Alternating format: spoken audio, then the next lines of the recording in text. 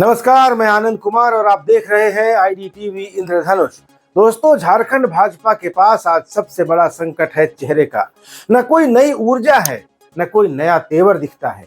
कार्यकर्ता पार्टी से कटते जा रहे हैं और जिनके पास पैसा है वही पद भी पा रहे हैं। 2024 के लोकसभा और विधानसभा के चुनावों में बीजेपी की सीटें कम हो गई। लोकसभा में 12 से घटकर 9 पर आ गए, भाजपा को 8 और आजसू की 1 सीट।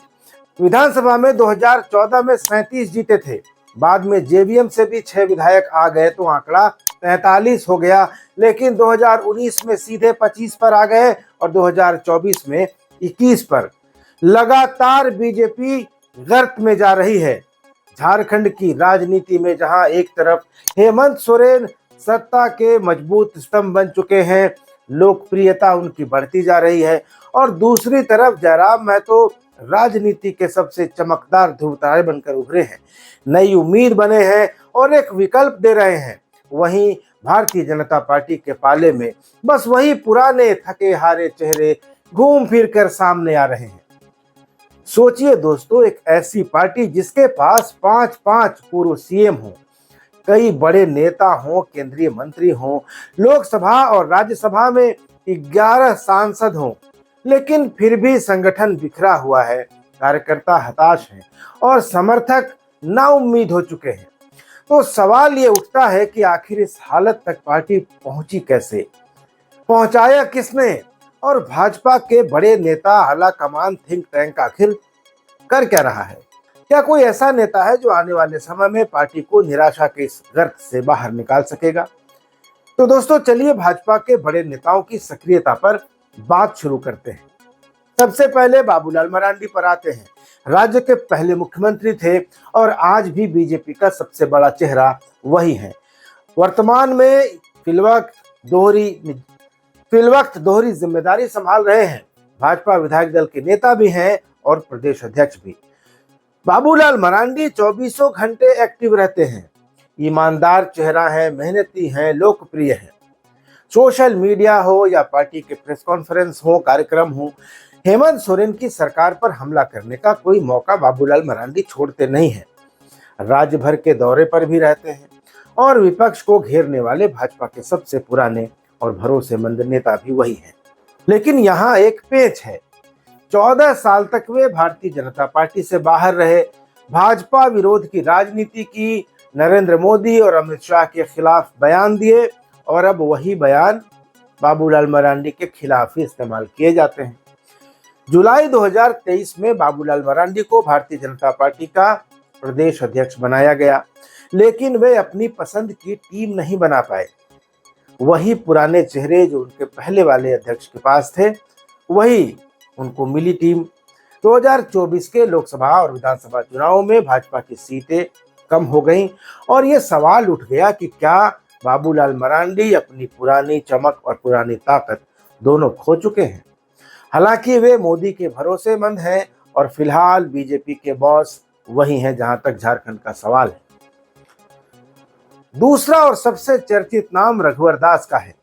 पूरे 5 साल मुख्यमंत्री रहे, जब से भुवनेश्वर के राजभवन से लौटे हैं। रह रहकर ये चर्चा उठती रहती है कि अगला बीजेपी के अध्यक्ष शायद उन्हीं को बनाया जाएगा, वही होंगे। जुलाई 2023 में जब बाबूलाल मरांडी को झारखंड भाजपा का प्रदेश अध्यक्ष बनाया गया था, तो रघुवर दास को ओडिशा का राज्यपाल बनाकर भेज दिया गया ताकि बाबूलाल मरांडी की राह में कोई बाधा न आए। 31 अक्टूबर 2023 से 24 दिसंबर 2024 तक रघुवर दास ओडिशा के राज्यपाल रहे, लेकिन उनको अब झारखंड लौटे, भाजपा की राजनीति में लौटे 9 महीने होने को आए हैं, लेकिन राजनीतिक पुनर्जन्म का इंतजार कर रहे हैं। संगठन ने अब तक कोई जिम्मेदारी नहीं दी है, लेकिन रघुवर दास अपने लेवल पर फुल एक्टिव हैं, फुल फ्लेज्ड काम कर रहे हैं। एक सीएम का प्रोटोकॉल मिला हुआ है और उनकी बहू जमशेदपुर पूर्वी से विधायक हैं। तो रघुवर दास राज्य भर में दौरे कर रहे हैं, प्रेस कॉन्फ्रेंस करके हेमंत सोरेन सरकार पर और खास करके पेशा एक्ट और आदिवासी मसलों को लेकर निशाना भी साध रहे हैं। तीसरे हैं चंपाई सोरेन, जिन्होंने मुख्यमंत्री पद से हटाए जाने के बाद अपमान का आरोप लगाया और झारखंड मुक्ति मोर्चा छोड़कर भाजपा में शामिल हो गए। झारखंड की 28 एसटी रिजर्व विधानसभा सीटों में भाजपा को सीट दिलाने वाले इकलौते विधायक हैं, लेकिन पार्टी में फिलहाल उन्हें कोई खास तवज्जो नहीं मिल पा रही। रह रहकर उनके जेएमएम में वापसी की चर्चा भी चलती रहती है और चंपई इसका खंडन भी करते रहते हैं। फिर भी वे अपने स्तर पर काफी एक्टिव हैं। सोशल मीडिया पर भी और जमीन पर भी कोल्हान से लेकर संथाल परगना तक लगातार दौरे करते हैं और बांग्लादेशी घुसपैठ और डेमोग्राफी में बदलाव जैसे मुद्दों को चंपई सोरेन जोर शोर से उठा रहे हैं। सूर्या हांसदा एनकाउंटर और नगरी में जमीन अधिग्रहण के मामले पर वे लगातार हेमंत सोरेन सरकार को घेर रहे हैं, हमलावर हैं। और सभा, जनसंपर्क, शक्ति प्रदर्शन, कोई भी मौका चंपई सोरेन छोड़ते नहीं हैं।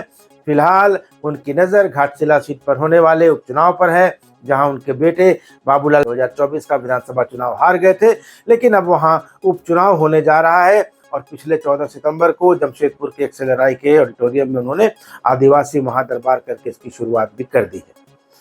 अब उनका लक्ष्य है कि उनके बेटे को टिकट मिले उपचुनाव में भी और वे वहां से जीत दर्ज करें, इसलिए चंपई सोरेन पूरी ताकत लगा रहे हैं।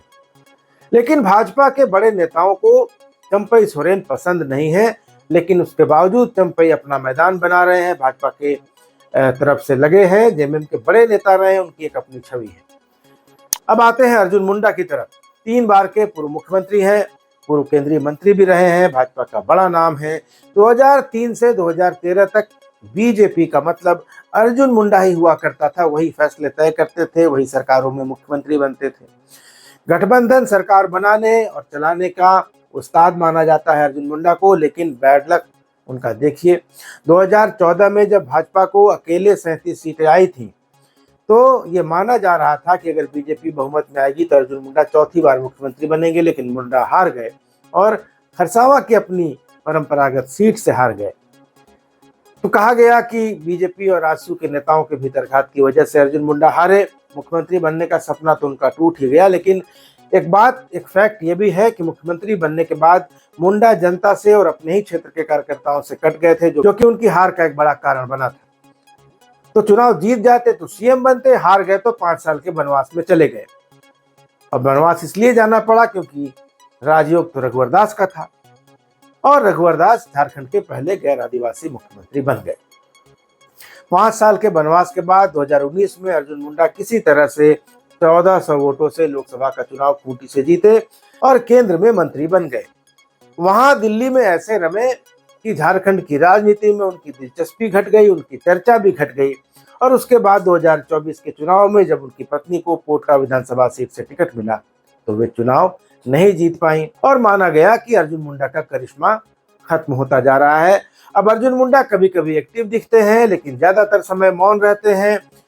एक धारदार विपक्षी नेता की भूमिका जिस तरह से उनको निभानी चाहिए वो निभाते हुए नहीं दिखते हैं। सामाजिक कार्यक्रमों में उपस्थिति जरूर रहती है। अर्जुन मुंडा एक ऐसे नेता है जो ज्यादा हाथ पांव मारने में विश्वास नहीं रखते, संतोषी स्वभाव के हैं। पार्टी से जो मिलता है रख लेते हैं, नहीं मिलता है तो चुपचाप समय का इंतजार करते हैं। और करियर अभी उनका लंबा है, उनके पास काफी वक्त है, इसलिए वे इंतजार करने की स्थिति में भी है। दोस्तों, 5वें पूर्व मुख्यमंत्री हैं मधु कोड़ा। अब उनका करियर कैसा रहा, उनका मुख्यमंत्री का काल कैसा रहा, ये बताना तो समय की बर्बादी होगी। तो कोड़ा जी भाजपा में आ गए, लेकिन पत्नी लोकसभा और विधानसभा दोनों चुनाव हार गई बीजेपी में आने के बाद। तो कोड़ा के साथ ये दिक्कत थी कि वे खुद चुनाव लड़ नहीं सकते और संगठन से कुछ मिलना नहीं है, तो कोड़ा भी ऐसे ही पड़े हैं। भाजपा के पास 2 राज्यसभा सांसद हैं, प्रदीप वर्मा और आदित्य साहू, दोनों पार्टी के महामंत्री हैं। प्रदीप वर्मा के हैंडल से ज्यादातर पार्टी के कार्यक्रमों की, नरेंद्र मोदी के कार्यक्रमों की, उनके ट्वीट्स को रिट्वीट करते हैं, अखबारों की कतरने लगाते हैं। इमेज बिल्कुल सॉफ्ट है और लड़ने भिड़ने वाले, आंदोलन करने वाले नेता नहीं है। और उनकी जो पहचान है वो पार्टी के अंदर है और पार्टी के अंदर भी उनके दोस्त कम दुश्मन ज्यादा बताए जाते हैं। आदित्य साहू की भी यही हालत है। अध्यक्ष पद की दावेदारी में उनका नाम सबसे आगे चल रहा है, ऐसा बताया जाता है, लेकिन न तो जनाधार है न तेवर। लोग सिल्ली के उनके चुनाव की याद करते हैं जब उनको 2000 या 2200 वोट मिले थे बीजेपी के टिकट पर। संगठन का लंबा अनुभव है, लेकिन विपक्ष से भिड़ने के लिए जो तेवर चाहिए वो उनके पास नहीं है। दीपक प्रकाश जो पूर्व बीजेपी अध्यक्ष हैं वो भी ठंडे ठंडे चल रहे हैं और जून में उनका राज्यसभा का कार्यकाल खत्म हो रहा है। और बाकी भाजपा के मंच के, मोर्चों की और प्रकोष्ठों के जो अध्यक्ष हैं या जो दूसरे सांसद विधायक हैं, उनकी तो बात करना ही फिजूल है। सब नौकरी बजा रहे हैं, एक सेट रूटीन पर चल रहे हैं और हालत अब यह है कि भाजपा के कार्यक्रमों में लोग जुटाए नहीं जुटते। अभी हाल ही में सूर्या हांसदा एनकाउंटर और नगड़ी में जो जमीन अधिग्रहण है उसके खिलाफ प्रखंड स्तर पर आक्रोश प्रदर्शन हुआ था। पूर्वी सिंहभूम के पटमदा और बुड़ाम ब्लॉक में इतने कार्यकर्ता भी नहीं जुटे थे कि 25 पैकेट मंगाए गए थे वो भी खत्म हो पाए। तो जब नाश्ता खाने के लिए कार्यकर्ता नहीं मिल रहे हैं बीजेपी को, तो कार्यक्रमों के लिए कहां से मिलेंगे, इसका अंदाजा लगाया जा सकता है। तो नतीजा यह है कि बीजेपी न तो अपना राष्ट्रीय अध्यक्ष चुन पा रही है, न झारखंड में कोई नया प्रदेश अध्यक्ष घोषित हो पा रहा है। दूसरी तरफ मुकाबले में हेमंत सोरेन है जो मुख्यमंत्री हैं, 2/3 से ज्यादा बहुमत के साथ सत्ता में वापसी उन्होंने की है। और उनके मुकाबले भाजपा है जो बिखरी हुई है, पस्त है, हताश है। कार्यकर्ता नाराज है, समर्थक पूरी तरह से होपलेस हो चुके हैं। तो भाजपा को फिलहाल झारखंड में एक ऐसा नेता चाहिए जो टूटी हुई, बिखरी हुई पार्टी को एक सूत्र में पिरो सके, नई एनर्जी भर सके, जो डिस्चार्ज बैटरी को चार्ज कर सके। लेकिन ऐसा नेता है कहाँ? बाबूलाल मरांडी की उम्र है 68 साल, रघुवर दास 71 के हो चुके हैं, चंपई सोरेन 70 के होने वाले हैं। चुनाव 2029 में होंगे, ये सब 70 और 75 के लपेटे में होंगे। तो क्या इन नेताओं से जो अपना सर्वश्रेष्ठ समय बिता चुके हैं, गुजार चुके हैं, क्या ये कोई चमत्कार कर सकेंगे? क्या इनसे किसी मिरेकल की उम्मीद की जानी चाहिए? आखिर इन बूढ़ी टांगों और झुके हुए कंधों पर सवार भाजपा कितना तेज दौड़ लेगी? और रातों रात कोई नेता तो कहीं से टपकता नहीं है, नेता बनने में समय लगता है। तो फिलहाल झारखंड भाजपा की स्थिति अगले चुनाव तक सुधर पाएगी, इसमें मुझे संदेह लगता है। ऊपर से जयराम महतो के रूप में एक नई चुनौती आ गई है जो भाजपा के सहयोगी आजसू के अस्तित्व के लिए कहे तो खतरा बन गई है। तो भाजपा की एक सबसे बड़ी जो मुश्किल है, जो चुनौती है, कि उसके पास कोई दमदार चेहरा नहीं बचा है, झारखंड में भी और बिहार में भी। झारखंड में जो चेहरे दिखते थे संभावना से भरे हुए, उनको भाजपा पहले ही कतर-बेउत करके किनारे लगा चुकी है। अब बच गए हैं औसत दर्जे के नेता जो जाति या चमचागिरी की बदौलत चल रहे हैं, और वे पार्टी को कहां ले जाएंगे ये समझा जा सकता है। तो जब तक कोई नया चमकदार चेहरा सामने नहीं आ जाता, भाजपा का हाल यूं ही बेहाल रहेगा। दोस्तों, 2029 का चुनाव अभी दूर है, तब तक जनगणना भी हो जाएगी, जातियों के आंकड़े भी आ जाएंगे और बहुत संभव है कि परिसीमन भी हो जाएगा, और हो सकता है कि विधानसभा और लोकसभा सीटों की संख्या बढ़ जाए। लेकिन इन सब के बावजूद अगर भाजपा अपने संगठन को नया खून, नया तेवर और नई रणनीति नहीं देती, तो आने वाले चुनाव में पार्टी को भी और मुश्किलें झेलनी पड़ सकती हैं। तो दोस्तों, आपको क्या लगता है कि क्या भाजपा जो 4 साल है अगले चुनाव में जो समय बचा है, उसमें कोई चमत्कार कर पाएगी? क्या जो नाम चल रहे हैं, जैसे आदित्य साहू का नाम चल रहा है, रघुवर दास का नाम चल रहा है, तो इनके बनने से क्या बीजेपी में कोई नई ऊर्जा आएगी, या फिर बीजेपी को कोई ऐसा चेहरा चाहिए जो पार्टी को नया तेवर, नई धार दे सके? तो अपनी राय जरूर दीजिएगा कमेंट बॉक्स में जाकर। वीडियो अच्छा लगा हो तो इसको ज्यादा से ज्यादा लाइक कीजिए, शेयर कीजिए और चैनल को सब्सक्राइब करना बिल्कुल मत भूलिएगा। अगले वीडियो तक के लिए इजाजत दीजिए। धन्यवाद। नमस्कार।